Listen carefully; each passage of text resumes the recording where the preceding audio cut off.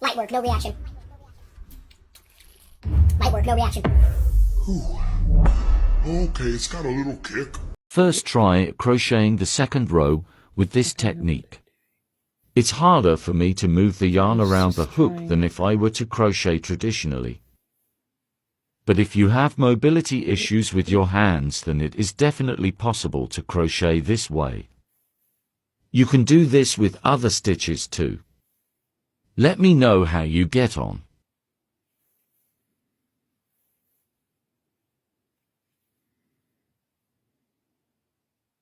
The third stitch we will learn in our How to Crochet series is double crochet. You'll want to start by chaining up at least 2. Sometimes people say 3. I like 2. We're going to yarn over just like half double crochet and pull up a loop. Instead of going through all 3, we'll just go through the first 2, and then we're going to grab our yarn again to go through the second 2. That makes the stitch much taller, as I mentioned, and tall stitches mean fast projects. So if you're going to make a blanket or a sweater and you want it to be done quickly, I would choose this stitch because it's going to make sure it goes much faster than if you're choosing single crochet. The sweater I have at the end here is all double crochet because I wanted a sweater. I was cold in my office, and so I made this one and then wrote the pattern. This is beginner raglan sweater. You want to learn how to crochet amigurumi like this, and the first thing you need to learn is the magic circle. Grab your yarn and your hook and let's get started. First thing you're going to do is you're going to take the end of your working yarn and wrap it once around your pinky. Once the yarn is behind the hand, you're going to bring it up and over your index finger. Bring the yarn behind the finger and back around to create an X. Hold down on the X and slip the loop over the finger. Then you're going to take your hook and slip it into the loop. Now grab the working yarn with the tip of your hook and pull it through that loop. So now you're going to have one loop on your hook. With that loop on your hook, you're going to do the exact same thing. Grab the yarn, pull it through that loop, and now your magic circle is secured.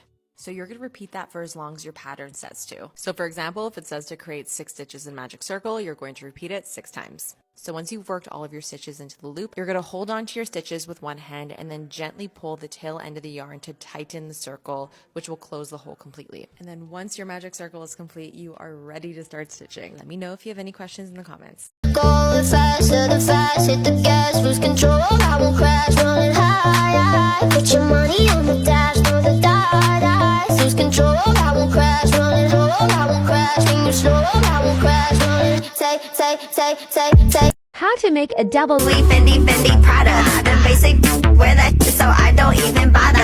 I put that on my partner, I put that on my family. Oakland City represent, address me as your majesty. Yeah, you can kiss the ring, but you can never touch the crown. I smoke a million Swisher blunts and I ain't never coming down. You ain't. Would it be possible for you to do a similar tutorial, meaning slow, for the granny stripes? Of course I can. Come on, I'll show you. For this tutorial, I'm going to use an H hook, 5mm. The yarn is I Love This Yarn by Hobby Lobby. And I'm going to start with the color green, which is called Key Lime. Okay, for the granny stripe stitch, you want your foundation chain to be in multiples of 3, then plus 1.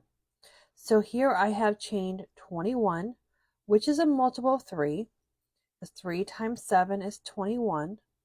And now I'm going to add my one more.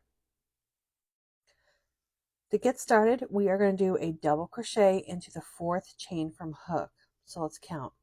1, 2, 3, 4. Let's do our first double crochet into that 4th chain.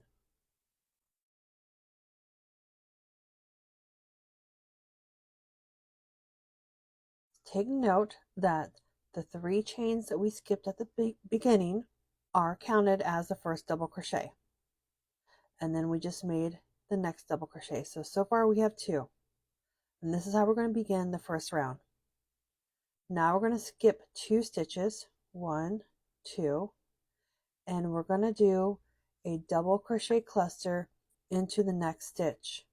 A double crochet cluster is 3 double crochets done together in 1 stitch. So here's our first double crochet, second double crochet,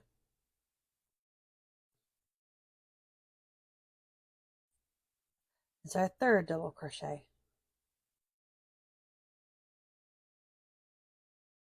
So there's our first cluster. And now we're going to repeat this by skipping 2, 1, 2, and into the third chain, do another cluster. 1, 2, 3. I'm going to repeat this all the way down my chain. Skip 2 and do a cluster, and I'll meet you at the end to show you how we turn and start the next row. Okay, I'm putting in my last double crochet in my last cluster. We're at the end of the chain. We're going to skip 2, and then the last chain we're going to do 2 double crochets. We're doing 2 double crochets because in this row we began with the 2 double crochets. Remember that chain 3 acts as the first double crochet, and then that's the second double crochet. So 1 and 2. Now this pattern is a 2-row repeat. So this is the first row. For the second row, I'm going to turn and chain 2. Now the previous row we started with the 2 double crochets. So this row we're going to start with 1 double crochet. So the chain that we just did acts as a double crochet. So then we're going to go straight into our clusters, and we're going to do our clusters into the spaces from the previous row. See where my finger is? So between each of the clusters from the previous row, we're going to do our new clusters. Okay, so we're going to start right here. 1, 2, and 3.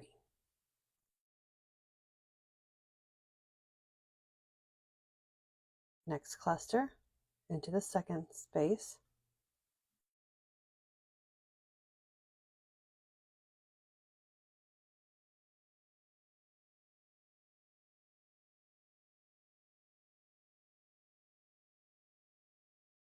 And just like that. And we're going to work our way all the way down the row, doing our clusters into those spaces. And then I'll meet you at the end and showing you how we wrap up this row and how we can do a color change before the next row. Okay, here is my last space. I'm going to do my last cluster of the row into.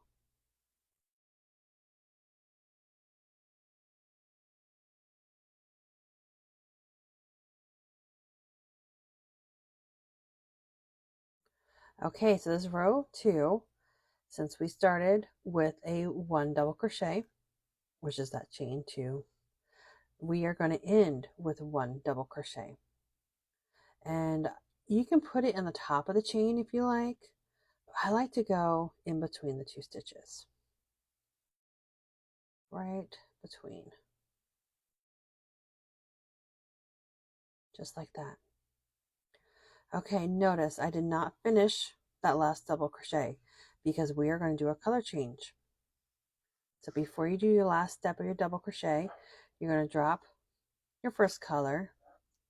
You're going to grab your second color and lay it across your hook. And then you're going to finish your double crochet by pulling that through. And give that little pull a little bit, tighten that down a little bit too. Okay, so next row, we're going to turn and do our chain 2. If you prefer to do a chain 3, go for it. My double crochets tend to be as tall as a chain 2, so that's why I do chain 2. But you want this chain to be the same length as your double crochets. Okay, so this, as we know now, counts as your first double crochet. Since the previous row we ended and started with 1 double crochet, the next row we have to start with 2. So this is 1, and I'm going to make a second one, and I like to go right between here again, between the 2 stitches.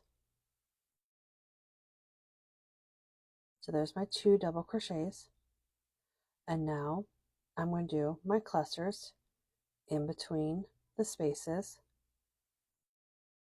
of the previous row's clusters.